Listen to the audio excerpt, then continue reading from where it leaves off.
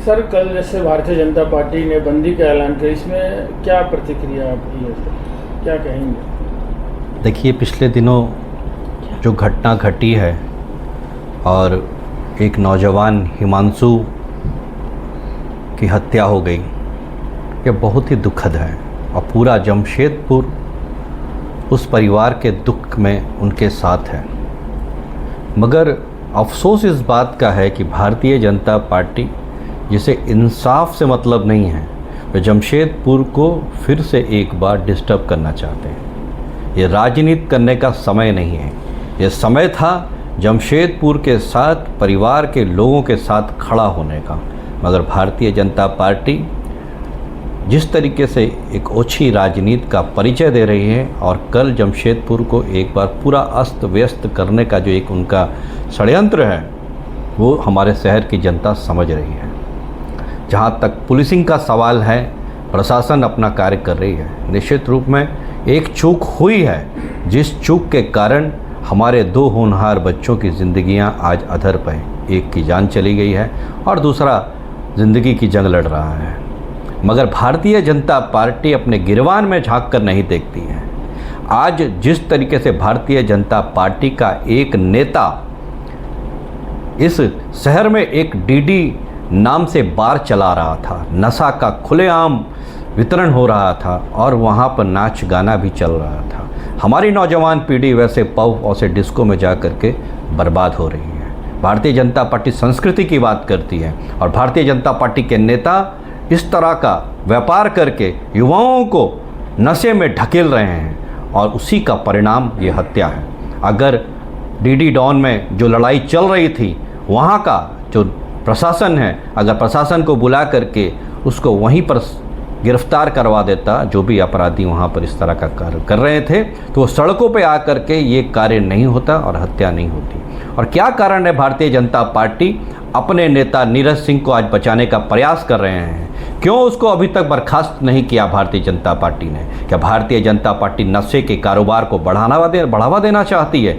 ये तो एक चिंता का विषय है। भारतीय जनता पार्टी के बड़े बड़े नेता आज बड़ी बड़ी बातें कर रहे हैं, मगर वो अपने गिरवा पे झांक के नहीं देख रहे, अपने नेताओं की गलतियों को नहीं देख रहे हैं। क्यों उसकी गिरफ्तारी की आज मांग नहीं कर रहे हैं? वो क्यों उनको बचाने में लगे हुए हैं? एक बहुत बड़ा प्रश्न चिन्ह है।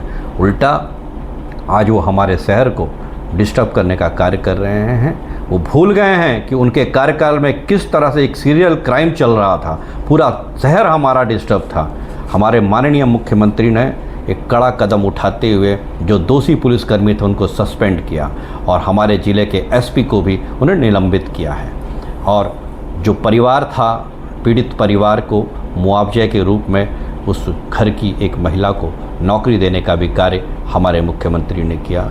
हमारी कांग्रेस पार्टी ने इसे काफ़ी गंभीरता से लिया है और हमारे प्रदेश के नेता ने हमारे ज़िला के प्रभारी को यहाँ भेजा और हम परिवार से मिल कर के उनकी बातों को समझे और बातों को हम लोगों ने प्रदेश नेतृत्व के सामने रखा। इसका कारण है कि जो परिवार है, परिवार के एक महिला को नौकरी मिली और यहाँ ज़िला के एसपी को निलंबित किया गया। सर, परंतु विपक्ष का कहना है कि झारखंड सरकार ढीला पड़ गई है, जनता इससे त्रस्त है।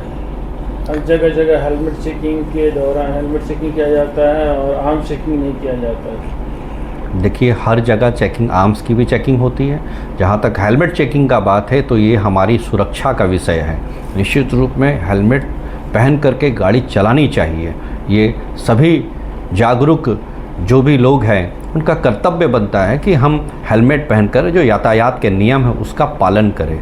सख्ती ज़रूर हो रही है, सख्ती हम ये नहीं करेंगे कि सख्ती में ढील दी जाए, मगर ज़रा जो जमशेदपुर के युवा हैं उनको भी समझना होगा कि उनकी सुरक्षा का विषय है, वो उनके लिए ही हेलमेट चेकिंग की जाती है।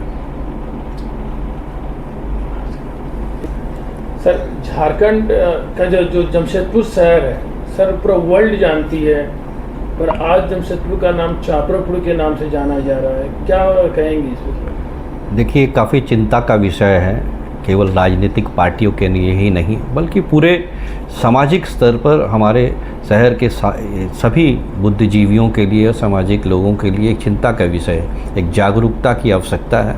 जिस तरीके से आज नशे का सेवन युवा पीढ़ी कर रही है, ये सारा नशे के कारण ही लोग इस तरह की हरकतें कर रहे हैं, क्योंकि जब होश में रहेंगे तो इस तरह का कार्य नहीं करेंगे।